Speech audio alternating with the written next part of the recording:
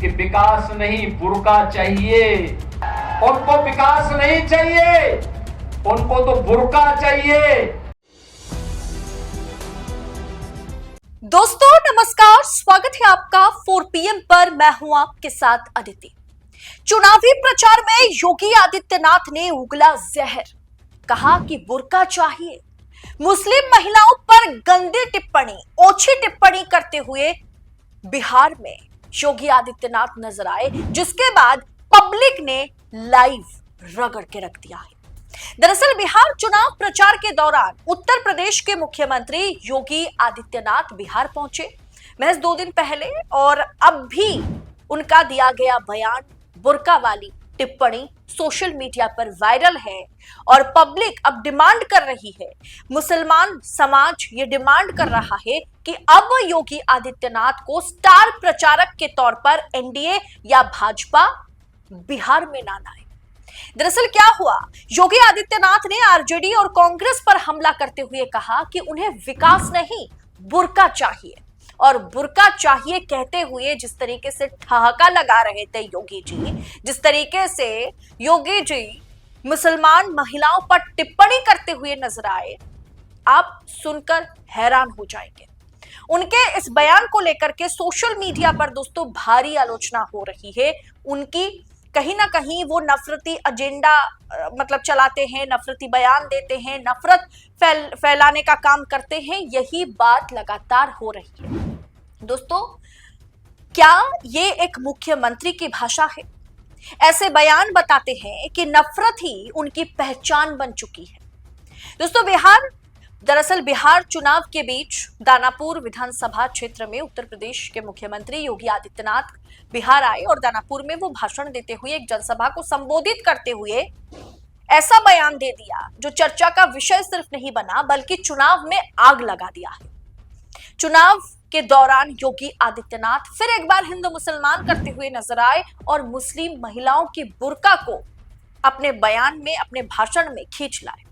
योगी ने विपक्षी दलों पर निशाना साधते हुए कहा कि ये बिहार के चुनाव में विकास की बात नहीं कर रहे हैं।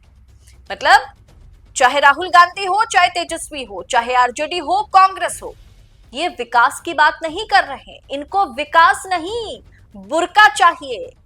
बुर्का चाहिए का अर्थ क्या है? मुस्लिम महिलाएं चाहिए, मुसलमान चाहिए। बुर्का चाहिए का दोस्तों बहुत ही अश्लील मीनिंग बनता है। बुर्का चाहिए मतलब मुस्लिम महिलाएं चाहिए। सीएम योगी ने दरअसल वही कहा है, किस संदर्भ में कहा है बताऊंगी, लेकिन सबसे पहले योगी ने क्या कुछ कहा आप खुद एक बार सुनिए, आपके कान से खून निकल आएगा। योगी आदित्यनाथ ने क्या कहा कि आज जब बिहार को पहचान मिल रही है तो आपकी इस पहचान को फिर से धूमिल करने के लिए कांग्रेस और आरजेडी ने एक शगुफा छोड़ा है। विकास नहीं बुर्का चाहिए ताकि फर्जी वोट डलवाए जा सके। क्या कहा योगी आदित्यनाथ? कहते हुए नजर आए कि महिलाएं वोट करने आएंगी, उनसे चेहरा दिखाने के लिए कहा जाएगा तो वो चेहरा नहीं दिखाएंगी, क्योंकि बुर्के में है तो वो चेहरा नहीं दिखाएंगी और फर्जी वोट डाल करके चली जाएगी। एयरपोर्ट पर उन्हें पासपोर्ट सब कुछ के चलते शक्ल दिखाने के लिए कहा जाएगा, चेहरा दिखाने के लिए कहा जाएगा, तो बुर्के में होंगी, चेहरा नहीं दिखाएगी। दोस्तों इस तरीके के बयान की जरूरत क्या है बिहार चुनाव में? अब सवाल देखिए ना, उन्होंने कहा कि फर्जी वोट डलवाने के लिए भारतीय जनता पार्टी जो इस फर्जी वोट के खिलाफ लड़ रही है, मुहिम लड़ रही है, उसी फर्जी वोट का इस्तेमाल कांग्रेस, आरजेडी मुसलमानों के जरिए करना चाहती है। अब सवाल उठते हैं कि महज 5-6 दिन पहले मैंने आपको खबर में दिखाया था कि जब प्रेस कॉन्फ्रेंस के दौरान चुनाव आयोग से मुख्य चुनाव आयुक्त ज्ञानेश कुमार से पत्रकार ने सवाल किया कि सर फर्जी वोट या बाहरी लोग जो आए हुए हैं, घुसपैठियों का जो एंट्री हुई है हमारे देश में, उसे रोकने के लिए तो एसआईआर आपने लाया है, ये चुनाव आयोग कहता रहा, तो कितने ऐसे घुसपैठियों आपके लिस्ट में शामिल हैं या कितने ऐसे घुसपैठियों के नाम आपके हाथ में हैं जिनका वोट आपने काटा होगा? तो चुनाव आयोग, मुख्य चुनाव आयोग जवाब नहीं दे पा रहे थे क्योंकि उनके पास ऐसी कोई कह सकते हैं कि आंकड़े नहीं है जो ये बताता है कि इतने फर्जी लोग या फर्जी लोग से भी ज्यादा इंपॉर्टेंट कि ऐसे घुसपैठियों की संख्या उनके हाथ में नहीं है। अब ऐसे में किस फर्जी वोट और किस बुरके और किस मुसलमान और किस बहारी की बात भाजपा कर रही है? बिहार चुनाव में योगी आदित्यनाथ आए तो हिंदू मुसलमान साथ लाए, योगी आदित्यनाथ आए तो नफरत झोली भर के लाए। दोस्तों, इसका खामियाजा मुस्लिम वोट बैंक जिनके पास है, यानी चिराग पासवान की पार्टी और नीतीश कुमार की पार्टी जेडीयू और लोजपा को भारी भरकम नुकसान होगा। और दोस्तों, अगर हेट स्पीच की बात की जाए तो ये योगी आदित्यनाथ के लिए, अमित शाह के लिए, मोदी जी के लिए मतलब बहुत आम बात है। हेट स्पीच, नफरती बयान चुनाव के दौरान देना, इसमें इन्होंने मतलब पीएचडी कर रखा है। और इस लिस्ट पर जरा गौर करें। ये लिस्ट ये बताती है, या इस लिस्ट में, इस रिपोर्ट में ये बतलाया जा रहा है कि हेट स्पीच देने में सबसे टॉप पर योगी आदित्यनाथ है। उसके बाद देश के प्रधानमंत्री नरेंद्र मोदी है, उसके बाद देश के गृह मंत्री अमित शाह है, उसके बाद एक और भाजपा प्रदेश असम के मुख्यमंत्री हैं। यानी हेट स्पीच देने में टॉप करने वाले योगी आदित्यनाथ जब लखनऊ से बिहार पहुंचते हैं चुनावी प्रचार के लिए और एकदम स्टार प्रचारक के तौर पर वो प्रचार करते हैं, तो योगी आदित्यनाथ के बयान में हिंदू मुसलमान नहीं होगा, मुस्लिम हिजाब बुर्का ये नहीं होगा, फिर क्या होगा? उनसे क्या ही उम्मीद की जा सकती है। लेकिन दोस्तों, पब्लिक ने ना गुस्सा जाहिर की है। पब्लिक भयंकर गुस्से में है कि आखिर इस तरीके की टिप्पणी कैसे किसी प्रदेश के मुख्यमंत्री कर सकते हैं। जैसे ही एएनआई ने यह वीडियो अपलोड किया और उसके कमेंट बॉक्स में अगर आप जाएंगे तो आपको अच्छे से दिखेगा। देखिए आपके स्क्रीन पर ऐसे तमाम कमेंट्स हैं।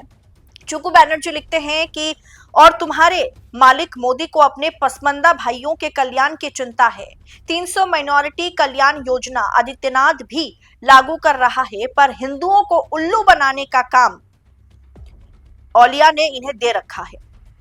राज कमेंट करते हैं कि ये दोनों ही मतलब ये लोग जो है वो हिंदू मुसलमान के अलावा इन्हें आता ही क्या है।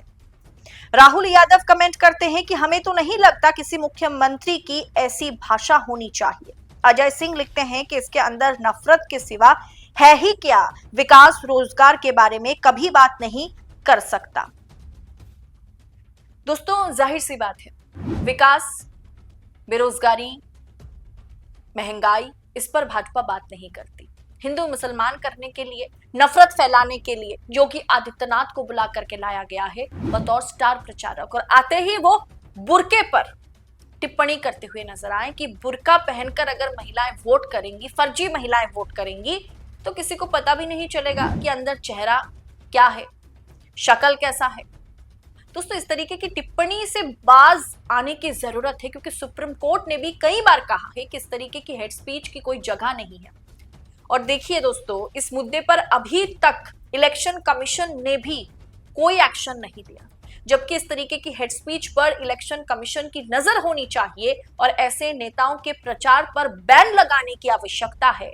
लेकिन देखिए, पब्लिक मांग कर रही है कि हम दोबारा वापस तो योगी आदित्यनाथ को इस तरीके की टीका टिप्पणी करने के लिए बिहार आने देना चाहते नहीं है, लेकिन चुनाव आयोग और मुख्य चुनाव आयुक्त सो रहे हैं।